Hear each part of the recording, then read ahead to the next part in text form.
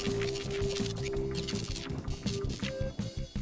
everyone, and welcome to Lety Does Phoenix Resurrection Issue 2, or The Return of Jean Grey Part 2, depending on how you want to count it.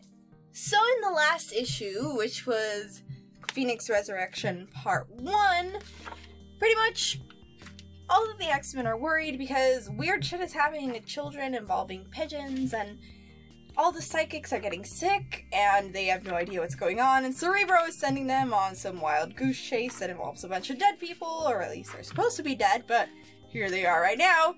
And of course there's Waitress Jean Grey with Cyclops, and no one knows what's happening. I don't even know what's happening. If you want to see my whole explanation of this issue, you can check out my video by clicking that card up there, but pretty much the Phoenix is coming back, and no one knows what's going on. Oh, what's happening, so, So yeah, this one is going to be issue 2 in the Phoenix Resurrection story, so pretty excited to figure out just what the hell's going on. And I know Shaggy's excited to listen to me read it too, so let's get started. Works every time. Anyway, for this issue, our story begins following this poor astronaut dude that's trying to fix something, and then he's super shocked when he suddenly sees the Phoenix Force out in the distance. And then it cuts over to Jean Grey, who we see is sleeping, and she starts saying, "It's better this way. Quick, clean, final." And then she makes all of the stuff in her room crash to the floor. And we can tell she's having a nightmare. So then it cuts to Jean Grey, who, having had a nightmare last night, is super late for work this morning as she goes and wakes up and talks to her friend Janie, who's mowing the lawn. She tells him about the weird night she's had and comments on how he always gets things done so quickly. It seems like he's in multiple places. And it pans out and we see it's actually the Multiple Man. So Jean heads to work, and at the same time at the Xavier Institute, Kitty Pryde has called a meeting with all of her head X-Men, pretty much saying that they have no idea what's going on. But Old Man Logan says it's safe to assume that it's the Phoenix, and that they should all be concerned and keep on their toes. Ororo agrees and says, why aren't they using Cerebro to find more of these signals to chase down whatever this force is? Kitty comments that they actually can't use Cerebro because all of the psychics that were on their team are either sick, or they're injured, or they're missing. And then she comments on how Hope, Quentin, Team Jean, and the Cuckoos are missing. It also says that you should refer to Jean Grey number 10. So if you're wondering why she's missing, she's not actually missing. The character that I am currently dressed as has actually been burned by the Phoenix Force, trying to reason and interact and, like, get it to calm down, and then she gets burned alive and she's left as bones and... So, she's actually dead. Very, very dead, so she definitely can't use Cerebro. Everyone's seeing that the Hope is looking bleak, but then Cable chimes in. Not all of them. So then we shift back to Waitress Jean, who is just trying to run her regular work shift, and she goes over to the table and realizes that it's actually the master of magnetism himself, Magneto, and he wants to buy some breakfast. So cutting back to the X-Men, Cable has been plugged into Cerebro, and everyone is skeptical about saying that Cable will be fine. But then when he tries to use it, of course it blows up and electrocutes him, and then he falls out of his chair. And Iceman comments, "Now we're out of psychics, Kitty." So, being an asshole. But going back to Jean, she goes and gives her order to some cook named John, who I assume is supposed to be Thunderbird, just based off of how he looks. And of course, there's a bunch of dead people floating all around this comic, so she tries to tell her boss, coworker person about all the weird nightmares she's been having, and her friend pretty much tells her that she's probably just okay and worried that Scott is back. And of course, just in the nick of time, the food is ready before she has to explain anything else. She goes to give the food to Eric, but he has magically disappeared. So Kitty assembles the X-Men again and says that they need to assume that the Phoenix is coming back. So she's going to be sending some more teams to check out more of the sites that Cerebro has picked up signals from. She sends teams to New York, the Indian Ocean, Manhattan, and the Savage Land, all of which say that everything looks normal and that it's all clear. That is until Bobby's team encounters the Master of Magnetism wearing his old outfit for some reason. And he says that they must be destroyed. So Magneto tries to kill them, and fighting, he gets his arm blown off, and then he regrows it, then proceeds to order a cup of coffee, uses his powers on Wolverine, and drags her in really close to examine her. Close enough for her to put a claw in his chin. He then suddenly and magically poofs away, and he appears back at the diner, to where he gets Jean to come over to him, and she comments that he's bleeding from his nose. He says it's an old war injury, and doesn't really talk about it much after, but then asks her if she's feeling a bit better, to where she replies, yeah, I think I am.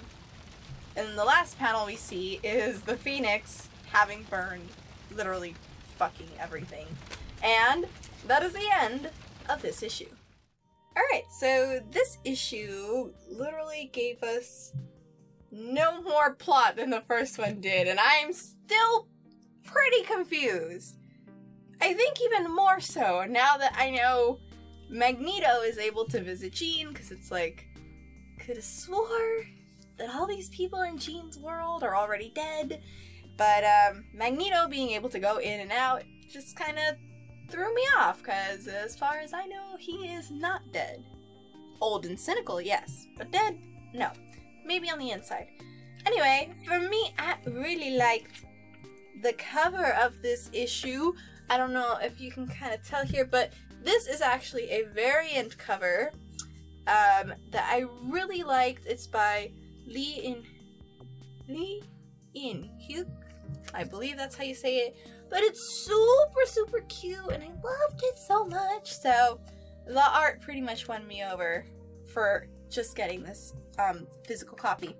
But yeah, with everything that's going on, Jean having this nightmare kind of early on in the book, the words that she says, specifically like "it's better this way, quick, clean, final," is a line that she has in the Dark Phoenix saga before she commits suicide, so that the Phoenix can't use her anymore. So I'm assuming that's what she's dreaming about. I don't know if this entire thing that's happening with Jean is like the Phoenix trying to say like, I'm coming for you, or if it's something else, or if it's she's the one like doing all of this. I have no idea.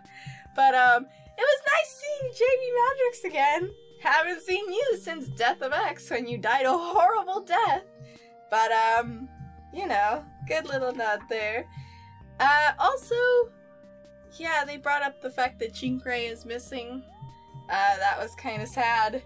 See all over again, because I really like young Jean Grey.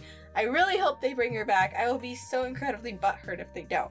But it seems like they're going to be swapping the two, at least. So, young Jean Grey for old Jean Grey. And then I have no idea what Magneto's doing here. I think I've already mentioned that, but I'm still really confused why he's able to go in and out of whatever this is. There might have been some like more references that I didn't quite catch, but I think I got it pretty much. So hope they give us more explanation on everything that's going on. I really did love the art for these. This last panel is just so cool with Jean looking out and the Phoenix like burning everything. I thought that's super awesome. And then of course we have the preview for X-Men Red in the back, which is gonna be Jean Grey's team's new comic, so she's gonna come back. We just wanna know how. But anyway, overall I like this for all the little like nods that they had in it, all the little Easter eggs they had, but I still have absolutely no idea what's going on. So yeah, if you guys like this issue, if you think it's something you might like and you are interested in it, you can go down to your local comic book shop, buy a copy there, and you know, if you don't have a comic shop near you, you can buy a digital copy too. If you do end up buying the physical copy though, the physical copy does come with a free digital copy, so it's almost like 2 books for the price of 1. 2 of the same books for the price of 1. 2 of the... No, it's 1 book as a digital copy, and you get that for free. So, speaking of that, I am going to be giving away my... I can't rip it off. My digital copy on my website, so you can go check that out at LetyDoesStuff.com. Check out my giveaways tab, because I'll be giving away this along with one of my Jean Grey photo sets from earlier this year. So enter for a chance to win that, because I think it'll be super cool if you get to read it for yourself. And yeah, that's pretty much all I got for you. Let me know what you guys think is happening thus far. What you think they're gonna do with this in the upcoming issues, and how the hell Jean is gonna come back, because I'm just really confused. But thank you guys so much for liking and subscribing. I'll see you in the next issue. Bye! Hey everyone, Lety here. Just wanted to let you know that you should totally be checking out my Pokemon live streams, where I'll be showing off my new sea moves. And thank you so much for watching this video. If you like what you saw, you can subscribe to my channel by clicking that circle button up there. Or you can check out some more of my videos over here. And you can find the latest news with my Patreon by checking out that video down there. It's hero time! I know I'm a dork! Leave me alone.